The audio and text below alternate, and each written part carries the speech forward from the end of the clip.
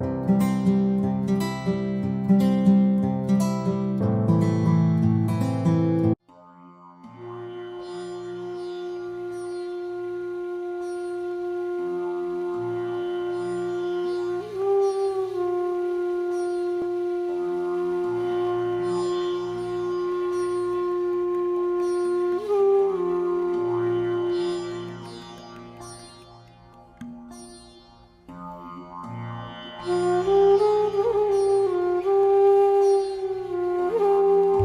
or 5,000 years ago, a game was invented by King Ravana of Lanka, the demon king of the Hindu epic, the Ramayana.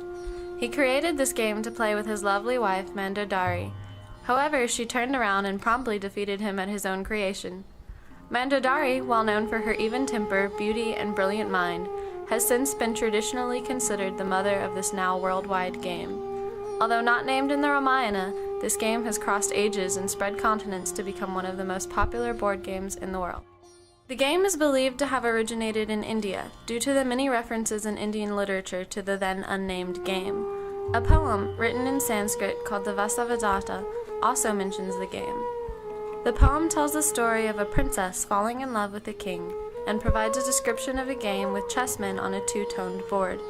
The text reads, "The time of the rains played its game with frogs for chessmen, which, yellow and green in color, as if mottled by lac, leapt up on the black field squares." However, the name of the game is not mentioned, but the description of the pieces is what is later identified as chaturanga. In this original game, 4 players sat on 4 sides of the board with 8 pieces each. They possessed 4 pawns, a horse, an elephant, and a chariot. The game was played by the roll of a dice to determine which piece could be moved. As the Persians adopted the game, the name changed to Shatrang. The game is again mentioned in the records of Ardashir, son of Papak. This text deals with Ardashir, founder of the Sassanid Empire, who died in 242 AD. Supposedly, he was quite skilled at the game, as the text reads, "By the help of Providence, Ardashir became more victorious and warlike than all, on the polo and the riding ground, at Shatrang and Vine Artakshir, and in several other arts." This text was written around 600 in Pahlavi. As for game rules, the phrase Shah Mat developed, Persian for "the king is ambushed." Today, this has become the common checkmate. The game spread rapidly across Arabia with the growing Muslim empire after the death of Muhammad in 632 AD. The game, now called Shatranj, had gained importance, and many documents were created discussing the best players and celebrating their skills in the empire. About 850 AD, chess books explaining the game and strategies began to be written. Also by this point, the dice had been removed due to Muslim restrictions on gambling. The pieces were transformed into non-representational figures due to misgivings about representing humans. The Moors swept across Arabia in the 8th century, spreading the game to Spain and thus introducing it to Europe. The first reference to chess in Europe appears in 1010 AD in the Catalonian Testament. Charlemagne was given a chessboard by Muslim ruler Harun al-Rashid. The game reached Russia around the same time, and the names of the pieces in the early Russian game clearly reflect their Persian heritage. In China and Japan, the game came to exist early through interactions along the Silk Road, a vast trading route spanning between Europe, through the Middle East, all the way to China. Several scholars even argue that the game was invented by the Chinese. However, the etymology of the name chess is strictly Indian.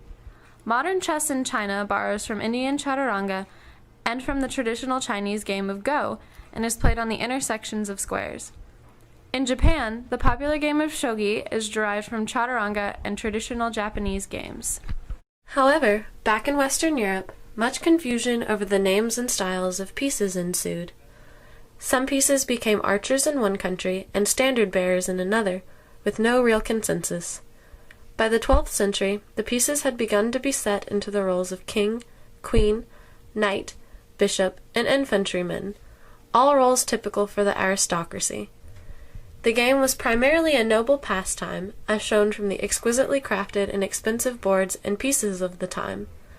The artistry was certainly no longer non-representational and had developed into elaborate mini-statues. Also during this time, the traditional colors developed from black and red to black and white. Chess was very much a part of popular noble culture. The game was valued for its intellectual aspect and became a part of court life. In fact, in Peter Alfonsi's Disciplina Clericalis, chess was listed as one of the 7 skills a knight should possess. Many of the kings of England, such as Henry I, were patrons of the game. It was mentioned in books, rule books, and even featured in art, as chess motifs appeared on tombs and pendants of the time. Queen Margaret of England had a famous green and red chess set counted among the royal treasures. Between 1475 and 1500 AD, some changes were made in the European game. The checkered board was introduced into play and the rules for the pieces' movements were changed. The queen was introduced as a female piece and became the most powerful piece in the game, cutting the playtime in half. The formerly weak bishop also developed unlimited moves. In the 18th century, François-André Danican Philidor of France wrote the first book dealing entirely with the strategies of chess, L'analyse des échecs, the analysis of chess. In the 19th century, chess organizations and clubs began to appear, and the game achieved the moves and physical appearance that we now know. The first modern chess tournament was held in 1851. There then began many such tournaments, with the world champion being held in much prestige. Much of the history after this becomes a series of winners and prodigies, holding titles and winning tournaments. Often, we don't think about the origins of something that is internationally accepted as popular. But when we really delve deep into the past of something, such as chess, one of the most popular games today, a heritage can be discovered. From the supposedly uncivilized world of India developed a game that would cross continents and become a modern pastime for all to enjoy.